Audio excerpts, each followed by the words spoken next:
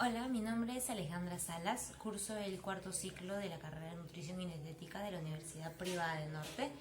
En este caso, el día de hoy vamos a hablar sobre la fermentación, el pardeamiento y la pigmentación de los alimentos en el curso de bioquímica. Y vamos a empezar con la pigmentación. Hola, ahora toca hablar sobre pigmentos. La pigmentación. ¿Qué conocemos como pigmentación? Pues miren, vamos a empezar con una pregunta fácil y sencilla. Normalmente cuando vamos a comprar algo, ¿qué es lo que primero nos llama la atención en un alimento? El color, ¿verdad? No vamos a comprar una manzana toda amarilla o podrida o un limón amarillo seco. Normalmente siempre compramos el más verdecito, el más brilloso, la manzana más rojita, más bonita y que supuestamente está mejor para el consumo. En este caso vamos a hablar de pigmentos. Los pigmentos son lo que les da ese color natural, ese color vivo y llamante a los alimentos. Y pues en este caso pueden darse de manera natural, como ya sabemos, o también se puede dar de manera artificial, ¿no? Que normalmente se usa para algunos postres o algo así.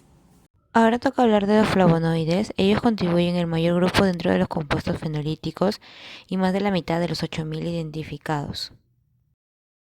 ¿Pero qué son estos principalmente? Estos le dan el color a los alimentos, en realidad el color amarillo de las frutas, el naranja y cada quien tiene su nombre específico. La estructura de los químicos normalmente representan las isoflavonas, flavonas, en la manzana, en las uvas.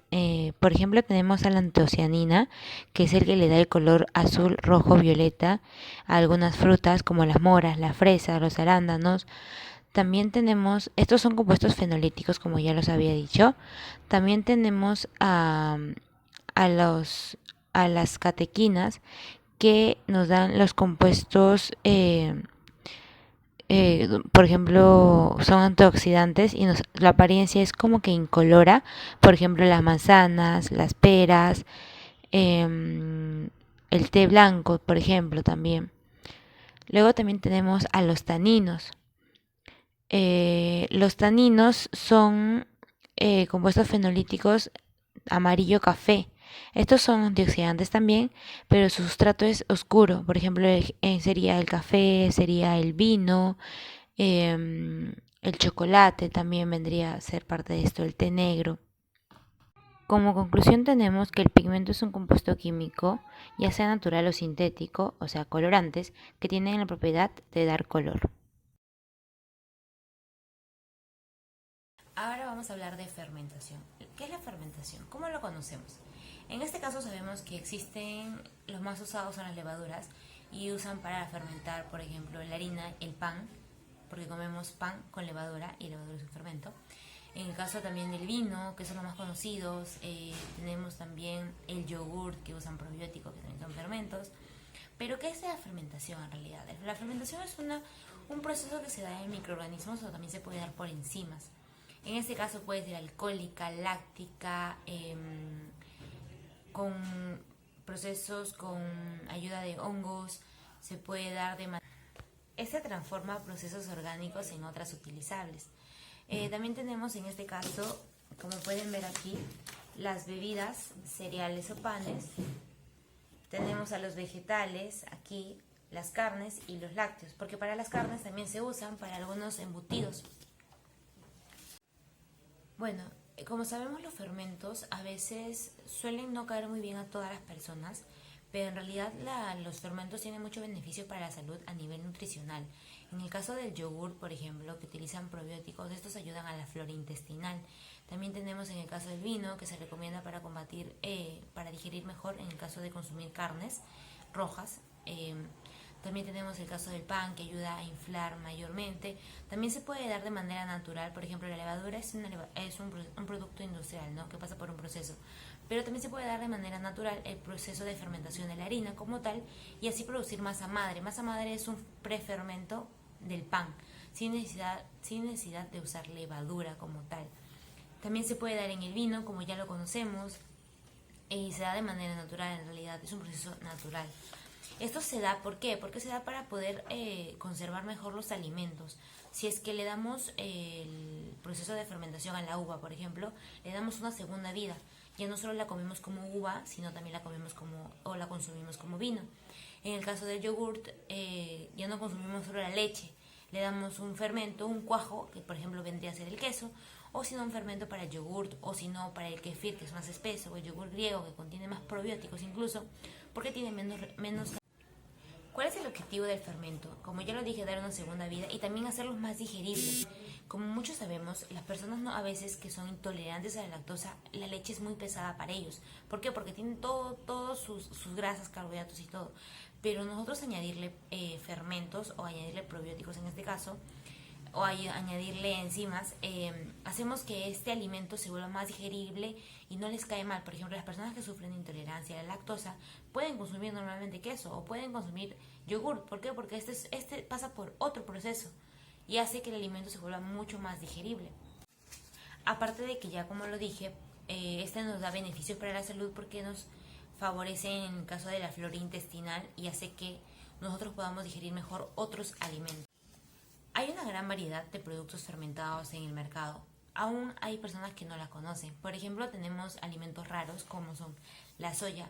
De la soya, del grano de soya, se puede sacar miles de productos que tenemos: el tofu, la leche de soya, y el fermento de esta se llama tempe. Tempe es el frijol chino fermentado. Este tiene una gran concentración de proteínas y elimina en su mayor proporción el agua. Es un pequeño bloque alto en proteínas y beneficioso para las personas que no consumen carne, ya que tiene todos los aminoácidos. También tenemos a las carnes, que en este caso en varios países, acá en Lima, en Perú, no es tan conocido y no es tan usado, pero en otros países sí se hace de que la carne la secan. Por ejemplo, aquí tenemos el charqui, que la secan y utilizan sal, pero en otros lugares lo fermentan y estos pueden durar meses y meses, hasta un año, y se conserva correctamente por la correcta conservación de los fermentos, ¿no? ¿Por qué se conservan tanto? Porque tienen microorganismos. Estos microorganismos también como que se cuida para que no produzca bacterias o enfermedades o patologías, pero estos microorganismos más bien, en vez de ser contraproducentes, ayudan a la salud. También no lo había mencionado, pero en el caso de la fermentación también puede ser la fermentación fúngica, que se da por hongos. En este caso, en la soya, por ejemplo, como es un gran ejemplo, se puede dar en el miso. El miso es una pastita que se usa para hacer sopas y tiene un sabor fuerte, pero es muy bueno también para el estómago, para los microorganismos de todo esto, y que ayudan a nuestros procesos digestivos. También tenemos en el caso de los hongos, tenemos al queso azul. El queso azul también se usa con procesos de hongos. En este caso tenemos el proceso de vino, que es la fermentación de la uva. Podemos ver ahí que lo usan de manera muy constante y es el más conocido. En el caso de la fermentación alcohólica tenemos al vino, al ron, al whisky, a la cerveza. O sea, en realidad hay muchas industrias que lo usan y así hacen una segunda vida a los alimentos, ¿no? Como ya lo habíamos dicho. En realidad, el fin de la fermentación, como conclusión tenemos de que estos se dan para darle una segunda vida a los alimentos y ver su gran diversidad. Como sabemos, por ejemplo, en la uva se vuelve vino, en el caso de la soya, que tiene miles de procesos que se puede volver, como ya lo había dicho, tempe, en el caso del miso, que se usan hongos, en el caso del tofu también. También tenemos a la leche, que en sí se vuelve mucho más digerible para las personas que son intolerantes a la lactosa, para que sea yogurt, para el kefir, que se puede dar no solo de leche de vaca en realidad, se puede dar de leche de cabra, de leche de oveja, la kombucha, que es el fermento de té, que es buenazo porque es alto en probióticos, y esto ayuda al sistema digestivo. En realidad esto ayuda a crear más enzimas y también sabemos que los fermentos se dan por procesos enzimáticos y por trabajo de los microorganismos en los alimentos, ¿verdad? Como ya lo sabemos, esto es algo grande para las industrias alimentarias y cada vez se van buscando más opciones para poder conservar mejor los alimentos y darnos una opción diferente a lo que consumimos normalmente, pero siendo la misma materia prima, ¿no? En este caso podemos apreciar el pardeamiento en la manzana, en los hongos, en el plátano y los procesos que se dan. Hola, en este caso vamos a hablar sobre el pardeamiento. El pardeamiento es la coloración que se da en los alimentos. En el caso de se pueden oscurecer, se pueden volver marrones, negros o pardos. El pardeamiento se divide en dos. Son un proceso que puede ser enzimático y no enzimático. El proceso enzimático es porque también trabajan las enzimas y el polifenol oxidasa, que es el proceso en sí. Y en el caso de los no enzimáticos, no trabajan enzimas y tampoco tiene trabajo del oxígeno. Esto se da más por procesos industriales. En el caso del enzimático, son los procesos naturales que se dan en las frutas y verduras, por ejemplo, al comer una manzana, que se ponga negrita o se oxide, en este caso, como se conoce. El plátano también, al abrirlo, al quitarle ya la protección, se negrea un poco. En el caso del café, al madurar. Y estos pueden ser deseables y no deseables. Más adelante les vamos a explicar cuáles son. Y en el caso de los no enzimáticos son procesos más industriales, como las papas fritas, el horneado, el cocer, la carne, por ejemplo, la caramelización también. Aquí, por ejemplo, tenemos a la manzana y el durazno. Como pueden ver, el trabajo enzimático es notorio por el color marrón que tiene. Como yo le expliqué, el pardeamiento se divide en dos, en enzimático y no enzimático. En enzimático se divide también en deseables y no deseables. Los no deseables vendrían a ser los alimentos como las frutas, las verduras que no queremos que se negreen o que se pongan de color marrón o pardo. Y los deseables vendrían a ser el café, el cacao, las hojas de té, los frutos secos que queremos que maduren. Entonces ahí sí queremos que ocurran los procesos enzimáticos. Y en el caso de los pardeamientos no enzimáticos, también tenemos al proceso de Maillard, que es el proceso que se da de cocción. En este caso podría ser beneficioso o normalmente no se vendría muy afectado, pero si es que la cocción es demasiada, pierde muchos nutrientes. En el caso hablando de alimentación, por ejemplo, los aminoácidos que se vienen a degradar y también producen una mala absorción de estos si los cocinamos mucho. Por ejemplo, el tostar mucho las papas, mucha cocción de la carne también vuelve a los aminoácidos no digeribles, entonces no nos convendría de manera nutricional.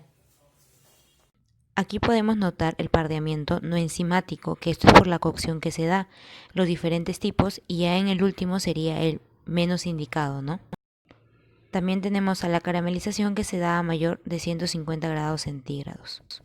En este caso, también hablando de el pardeamiento enzimático, hablamos del polinol oxidasa. En este caso, el polinol oxidasa se encarga de oscurecer los alimentos. Si este proceso se da, los alimentos se oscurecen o maduran. Pero si este proceso no se da, no ocurre la combinación de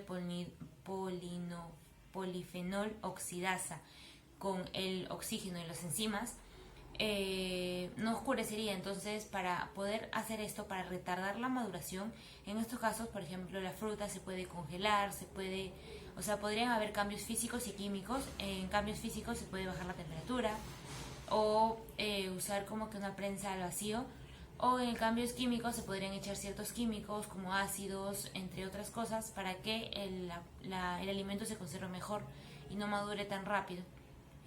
Se